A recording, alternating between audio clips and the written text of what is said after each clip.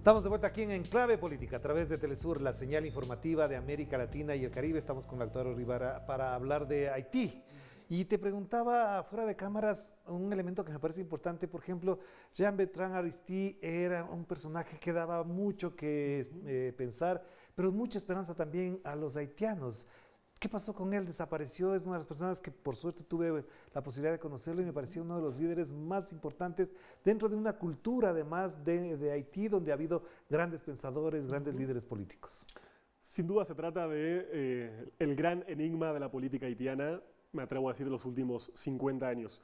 Primero decir que Aristide fue el primer gobierno popular de toda nuestra América. A veces nos olvidamos, pero digo, en fecha muy temprana, recién caído el muro de Berlín, emerge un gobierno progresista y popular en una soledad completa en la región.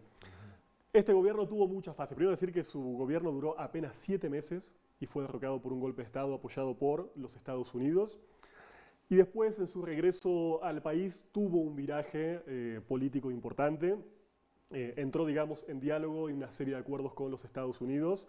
Y ya su segundo gobierno tuvo un tinte bastante más complejo, incluso con varios compromisos de política, digamos así, en materia prácticamente no liberal e incluso denuncias muy fuertes de prácticas autoritarias de parte de Aristide. Sin embargo, es una figura aún hoy inmensamente popular. La gente recuerda al gobierno de Aristide como un gobierno que claramente benefició a las grandes mayorías populares.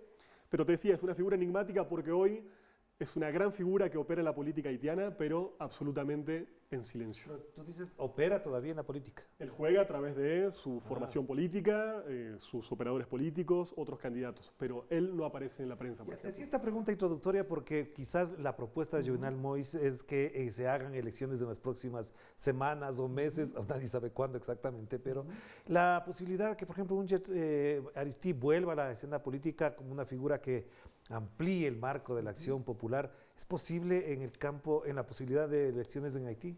Sí, hoy en el marco, por lo menos de la vigencia de la actual Carta Magna, él no tendría la posibilidad constitucional de presentarse.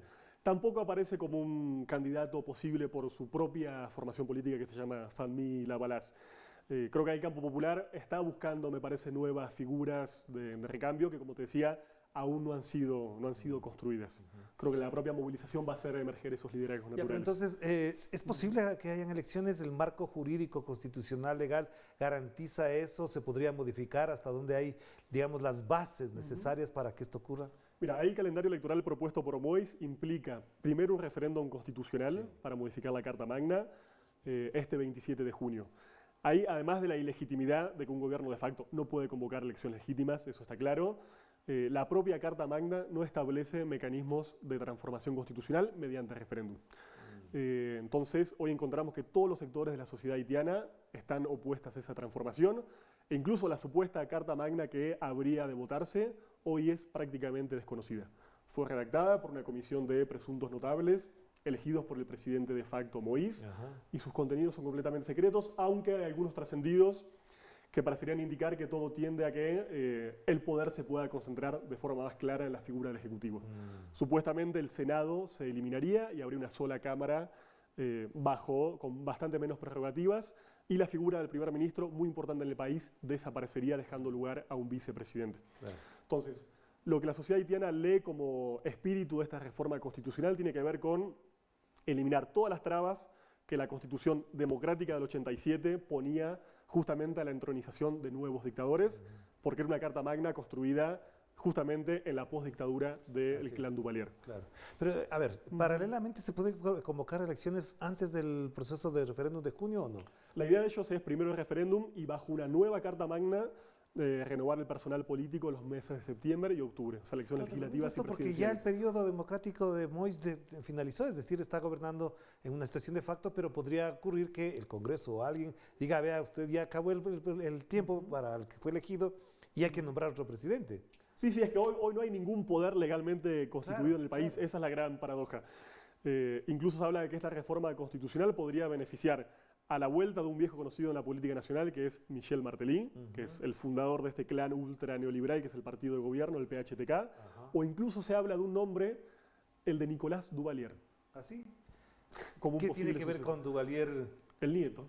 Ah, es el nieto de... Ya, Exactamente. perfecto. Ajá. Entonces, para dejar claro de cuál es la deriva autoritaria que está detrás de esta propuesta de reforma constitucional. Una constitución que sin duda tiene un montón de límites, no es una constitución ni progresista ni revolucionaria, pero lo que quiere ser modificado de ella son sus partes más avanzadas, digamos. Es decir, Su no carácter tenemos democrático. garantía de que la real situación económica y social se mejore en los próximos meses si estas fuerzas políticas siguen actuando. Exactamente. Y te digo más, tampoco ni siquiera el propio Estado haitiano tiene la capacidad ni logística ni financiera para convocar elecciones.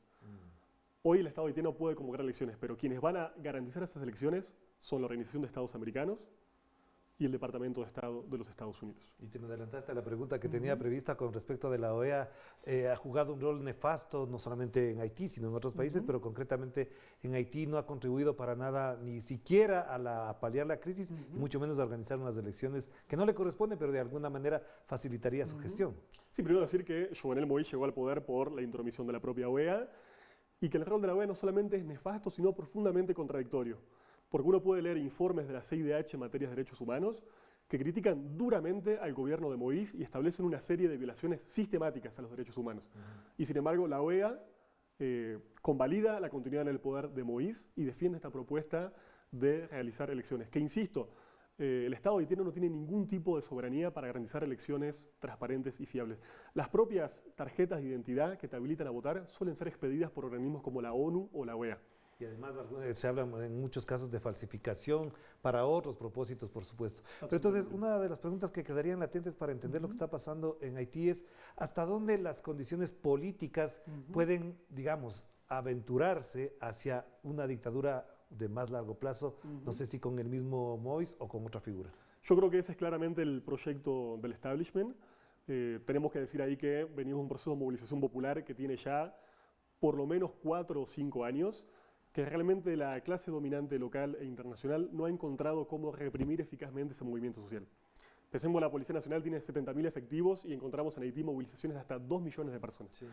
Entonces, la apuesta para realmente reprimir eficazmente ese movimiento social es instituir una dictadura de tipo más tradicional, digamos. Estamos transicionando hacia un tipo de dictadura más clásica, y también una vía muy peligrosa que no es muy conocida fuera del país, que es la apuesta a la paramilitarización de Haití. Claro. La infiltración permanente de mercenarios, grupos armados y la connivencia demostrada y estudiada por organismos de derechos humanos entre el partido de gobierno y las bandas criminales que azotan todo el territorio nacional. Y te quiero hacer una pregunta que va a relacionarse con nuestro oficio. Tú eres periodista, yo soy periodista, pero lo que vemos en los medios sobre Haití es cero.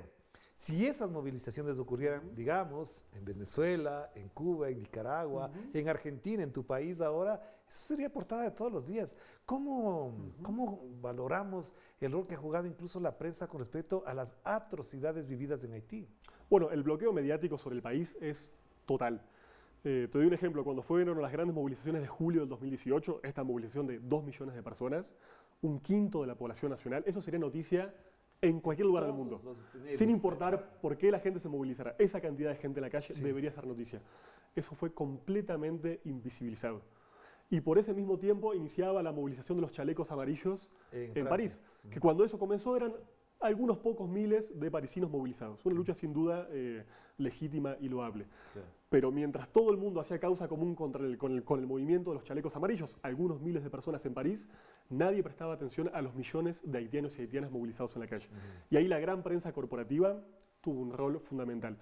No solamente para invisibilizar, sino cuando se ve obligada a realmente comunicar lo que pasa, distorsionarlo completamente. Es normal la mirada de que el pueblo haitiano es un pueblo bárbaro, que se moviliza de forma caótica, que solamente predomina la violencia.